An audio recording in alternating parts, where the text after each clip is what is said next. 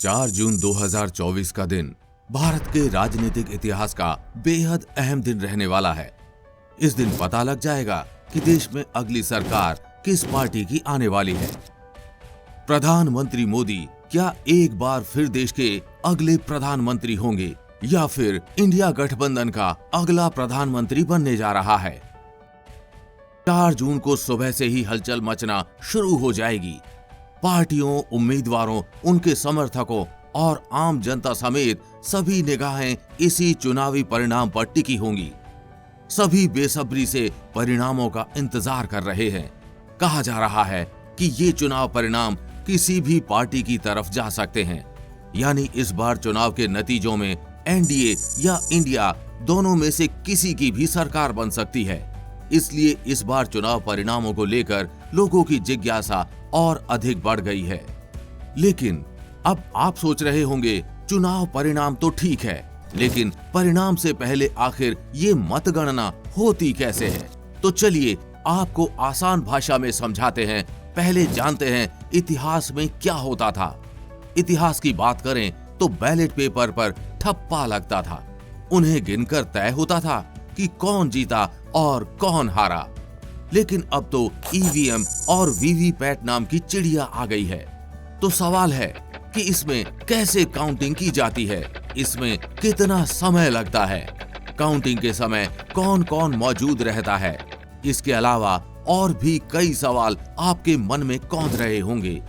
इस वीडियो में हम आपके इन सभी सवालों के जवाब देने का प्रयास करेंगे।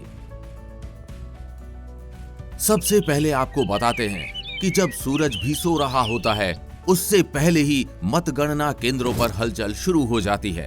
राजनीतिक दलों के नेता और कार्यकर्ता तो रात से ही यहाँ मोर्चा संभाले हुए बैठे होते हैं, लेकिन कानूनी कार्रवाई सुबह लगभग 5 बजे शुरू होती है। हालांकि मतगणना तो सुबह 8 बजे के बाद शुरू होती है, लेकिन उससे पहले सभी तैयारियों को पूरा करने के लिए मतगणना पर्यवेक्षकों और सहायकों का आना सुबह 5 बजे शुरू हो जाता है। इन्हें अपने रिपोर्टिंग ऑफिसर के सामने पेश होना होता है। यहाँ उन्हें सभी दिशा निर्देश दिए जाते हैं। इनके मन में कोई शंका हो तो उसका भी समाधान किया जाता है। इसके बाद इन्हें इनकी टेबल बता दी जाती है। ये प्रक्रिया मतगणना शुरू होने से कुछ समय पहले ही बताई जाती है, जिससे पारदर्शिता बनी रहे। यहाँ आपको बता दें कि इन्हें फोन समेत कोई भी इलेक्ट्रॉनिक गैजेट मतगणना केंद्र पर ले जाने की मनाही होती है। चुनाव आयोग के अनुसार मतों की गिनती सुबह 8 बजे से शुरू होती है। हालांकि किसी विशेष परिस्थिति में समय में बदलाव भी किया जा सकता है। सबसे पहले बैलेट पेपर और ETPBS यानी electronically transmitted postal ballot system के जरिए दिए गए वोटों की गिनती होती है। इसमें औसतन आधे घंटे का समय लगता है। इसके बाद ईवीएम के वोटों की गिनती शुरू होती है। यहाँ रिटर्निंग ऑफिसर एक एक राउंड की गिनती के बाद परिणामों को बताता है और उसे हॉल में मौजूद बोर्ड पर भी लिखता है। इसके साथ ही ये आंकड़ा चुनाव आयोग की वेबसाइट पर भी अपलोड किया जाता है। आमतौर पर परिणामों का पहला रुझान लगभग 9 बजे तक आता है। ये क्रम पूरे दिन चलता है और दोपहर तक स्थिति कुछ हद तक साफ होने लगती है। इस दौरान प्रत्येक दौर की गिनती के बाद पर्यवेक्षक, उम्मीदवारों के एजेंट इस पर हस्ताक्षर करेंगे। इसके बाद रिटर्निंग ऑफिसर काउंटर सिग्नेचर करेगा। फिर इसकी घोषणा की जाती है। पूरी प्रक्रिया की वीडियोग्राफी की जाती है। इसके बाद अनिवार्य वीवीपैट सत्यापन किया जाएगा। बता दें कि सुप्रीम कोर्ट के निर्देशानुसार प्रत्येक लोकसभा क्षेत्र में 5 या तय ईवीएम के लिए वीवीपैट पर्चियों की गिनती होगी। अगर वीवीपैट को ईवीएम की गिनती में अंतर आता है तो दोबारा मतगणना की जाएगी। अगर इसके बाद भी दोनों के आंकड़ों में मिलान नहीं होगा तो वीवीपैट पर्ची की गिनती मान्य होगी। अब आपके मन में ये सवाल कौंध रहा होगा कि ये वीवीपैट आखिर होता क्या है। आपको बता दें कि voter verified paper audit trail यानी कि वीवीपैट की प्रक्रिया ईवीएम के वोटों की गिनती के बाद अनिवार्य है। आप जब वोट डालने जाते होंगे तो आपने देखा होगा कि ईवीएम के बगल में एक मशीन रखी हुई होती है। जब आप ईवीएम का कोई बटन दबाते हैं तब वीवीपैट मशीन से एक कागज निकलता है। उस कागज पर उस उम्मीदवार का नाम और चुनाव चिन्ह बना होता है जिसे वोट किया गया है। ये पर्ची वोटर को 7 सेकंड के लिए दिखती है, जिसके बाद वो मशीन के ड्रॉप बॉक्स में गिर जाती है। ऐसा इसलिए किया होता है ताकि वोटर को पता चल सके कि उसका वोट सही व्यक्ति को गया है।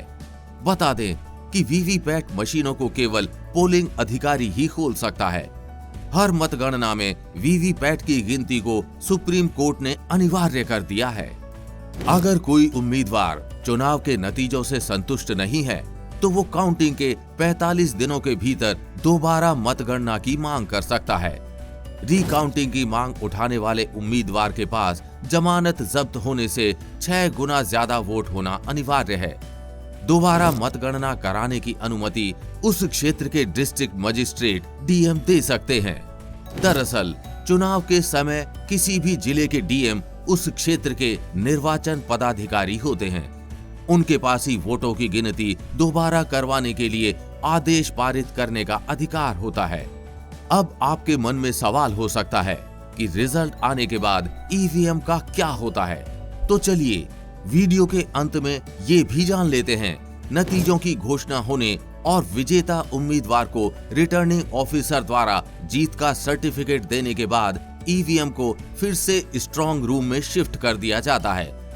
ईवीएम काउंटिंग के 45 दिनों बाद तक उसी स्टोर रूम में रखी होती है, जिसके बाद उसे वहां से बड़े स्टोर रूम में शिफ्ट कर दिया जाता है।